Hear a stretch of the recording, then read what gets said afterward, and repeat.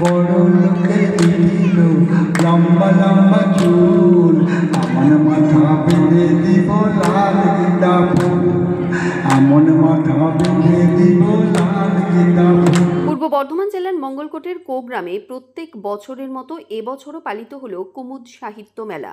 উপস্থিত দেশ বিদেশের কবি, সাংবাদিক, সাহিত্যিক। পল্লীকবি কুমুদ রঞ্জন মল্লিকের জন্মদিন উপলক্ষে আজ মঙ্গলকোটের কোগ্রামে পালিত হল কুমুদ সাহিত্য মেলা। দেশ ও বিদেশের কবি, সাহিত্যিক, সাংবাদিকদের উপস্থিতিতে কোগ্রাম যেন চাঁদের হাট হয়ে উঠেছিল আজ। গুণীজনদের সংবর্ধনা, কবিতা পাঠ, সঙ্গীত পরিবেশনের মাধ্যমে চলে অনুষ্ঠান। রাজ্যের বিভিন্ন প্রান্ত থেকে আসা জ্ঞানী গুণীজনদের সংবর্ধিত করা হয় বিশেষভাবে কুমুদ সাহিত্য মেলা কমিটির পক্ষ থেকে।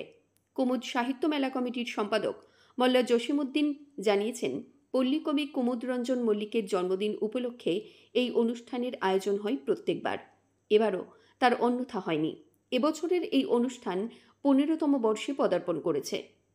অনেক মানুষ যারা প্রথম থেকেও আসছেন তাদের সাথে আমাদের দেখা হয়, কথা হয়, এবং তাদের মুখগুলো যখন আবার গিয়ে ভাবি তখন সারা বছর আমরা অনুপ্রাণিত হই এই কাজগুলো আরও আমাদের নিজেদের যে কাজ সেগুলোকে এগিয়ে নিয়ে যাওয়ার জন্য। সকলের উদ্দেশ্যে কি বার্তা দেবেন? সকলের উদ্দেশ্যে বার্তা দেব যে কাজী নজরুল ইসলাম এত যুগ আগে যে সম্প্রীতির বার্তা দিয়ে গেছে, আমরা যে সময়ের মধ্যে দিয়ে যাচ্ছি, যেখানে মানুষে মানুষে ধর্মান্ধতা এবং একটা কোথাও যেন অদৃশ্য শক্তি মানুষকে বিভ্রান্ত করার চেষ্টা চলছে, সেই জায়গাটা থেকে আমরা সম্প্রীতির বার্তা সে এত যুগ আগে যে মানুষগুলি দিয়ে গেছেন পথ প্রদর্শক হিসাবে আমরা সেই বার্তাও আবারও প্রতিটা মানুষের কাছে পৌঁছে দিতে চাই।